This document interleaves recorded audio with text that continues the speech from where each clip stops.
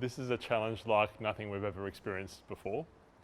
We've had to make preparations for demand that we've never had to anticipate previously, and we've had to organise our intensive care resources, including our staff, our equipment, and every protocol that we've ever written just about, to accommodate potentially large numbers of very sick patients. So it's presented unique and unprecedented challenges. So firstly, a normal approach in intensive care is to strongly encourage and engage with families.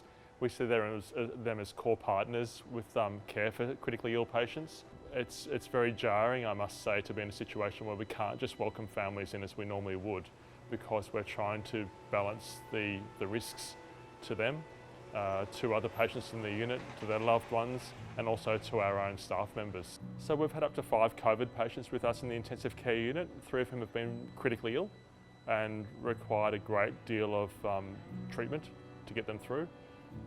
It's been incredibly stressful, as you might imagine, for their families, and it's presented its own challenges for the staff working in that area, because they have to undertake their entire professional role in full personal protective equipment. That makes everything just a little bit more challenging.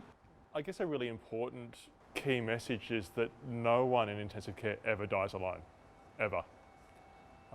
Intensive care is clearly a challenging environment. We look after the sickest of the sick, and they need a lot of various treatments, such as ventilators and dialysis machines and complicated infusions.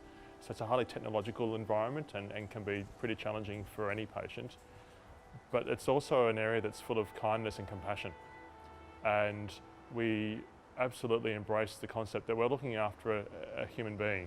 There's a person at the centre of this, that have their own entire world, their social circumstances, their families, their supports, their fears and anxieties, people who love them.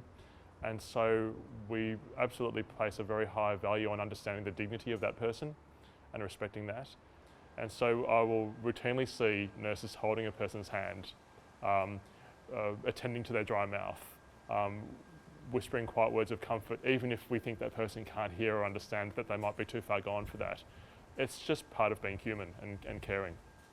There's phone calls for a start, and every family gets regular updates from the bedside nurse, and the nurses come to know these patients extremely well. When you're with someone 24 hours a day for a period of time, the staff come to know these patients as very precious individuals, and so that's very helpful, and families tell us that their feedback is that that's really important to them.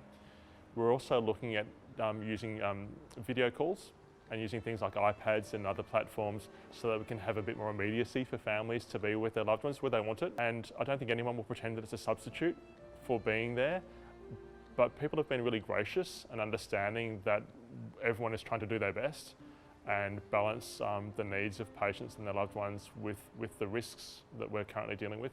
And so yeah, we've got a very long established and good working relationship with our colleagues in palliative care, and they've been helping us develop strategies whereby, under circumstances where it will work for the patient and meet the expectations of a family, where we can perhaps have patients who are not going to survive and whom the goals of care are comfort and dignity and good end of life care, to potentially have access to some measure with family members in wards outside the ICU, such as the palliative care ward. And it's fair to say that those processes are still being developed, but we're very keen to explore all of those possibilities to ensure that we can perhaps meet patients' families wherever possible. Things are a little different under COVID circumstances, where we have the additional challenge of managing risk for family and visitors, for other patients and staff.